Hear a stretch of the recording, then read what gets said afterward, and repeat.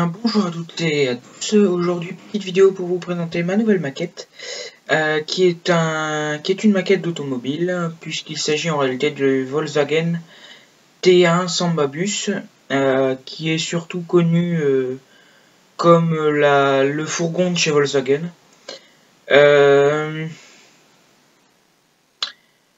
Il est sorti dans les années 60 et il est très connu aussi pour appartenir à la période hippie, surtout dans les années 60-70. Tout d'abord, avant d'entrer dans le vif du sujet, sachez que certaines maquettes, comme chez Revell ou autres fabricants, eh ben, il y a une classification de celle-ci selon les niveaux. Donc, chez Revell, ça va du niveau 1 à 5. Donc, faut savoir que cette boîte, cette maquette est une maquette de niveau 5. Donc, c'est réservé pour vraiment les très bons maquettistes. Enfin, les très bons maquettistes. Ceux qui ont de bonnes bases. On va pouvoir maintenant passer aux choses sérieuses.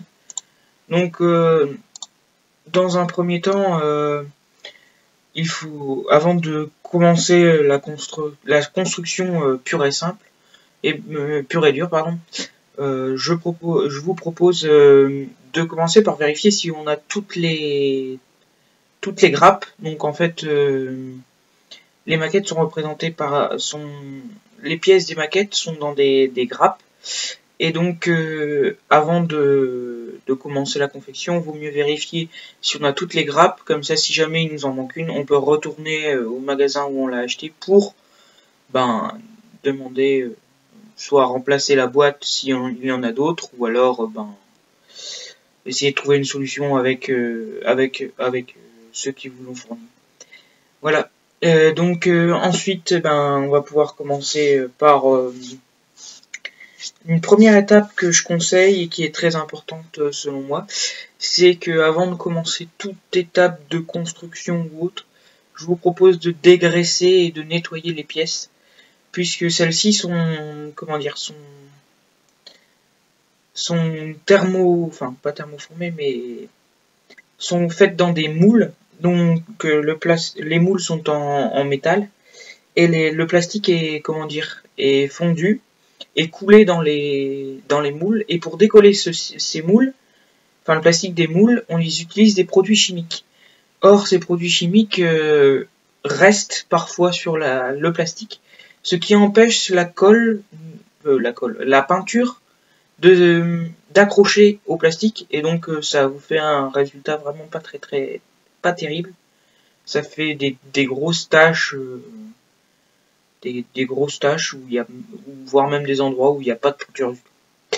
Donc pour éviter ça, je vous propose de les dégraisser et de les nettoyer tout simplement en les plongeant dans de l'eau avec un petit peu de liquide vaisselle. Et une fois que vous avez fait ça, vous les laissez plonger, je sais pas moi, 5 minutes. Et puis une fois que c'est fait, vous les sortez, vous les rincez à l'eau claire et les séchez avec un chiffon sec ou du sopalin, peu importe.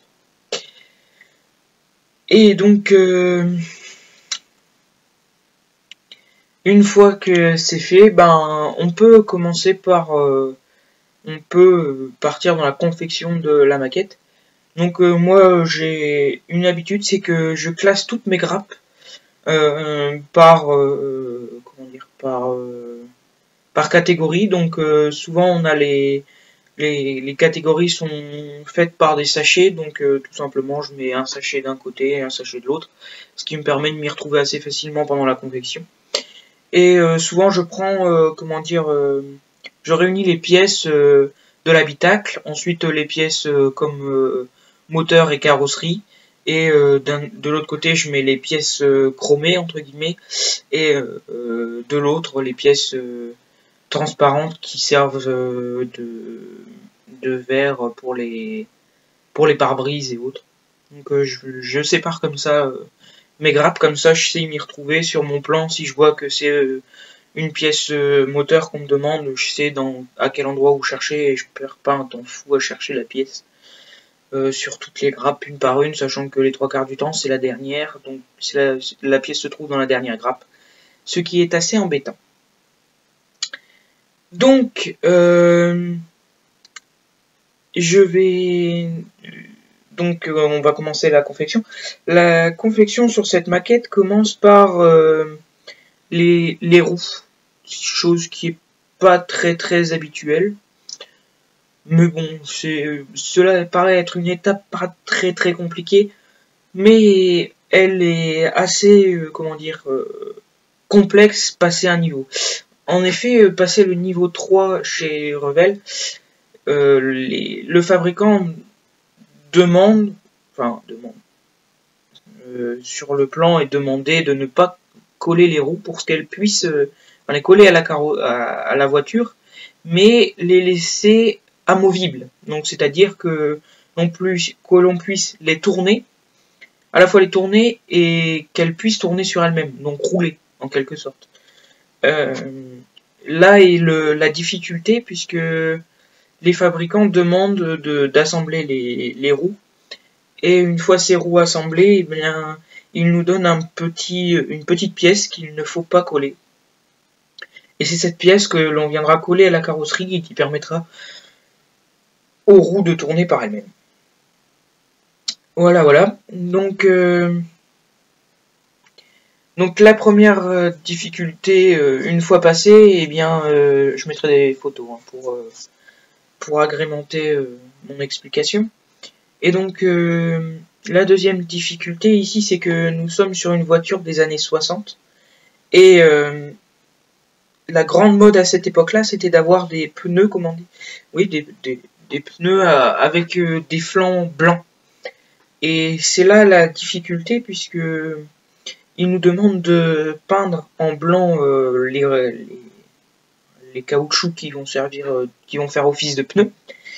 Mais ceux-ci sont des caoutchoucs qui adhèrent très mal, que la peinture adhère très mal sur ces caoutchoucs. Et une fois que l'on a réussi à la faire adhérer, faut déjà mettre plusieurs couches. Et une fois les plusieurs couches mises, le grand problème, c'est que vu que ce sont les flancs, et c'est pas la totalité du flanc, c'est des petits ronds, eh bien, il ne faut pas déborder, parce que sinon, on ne sait plus leur avoir, quoi. Et donc, voilà.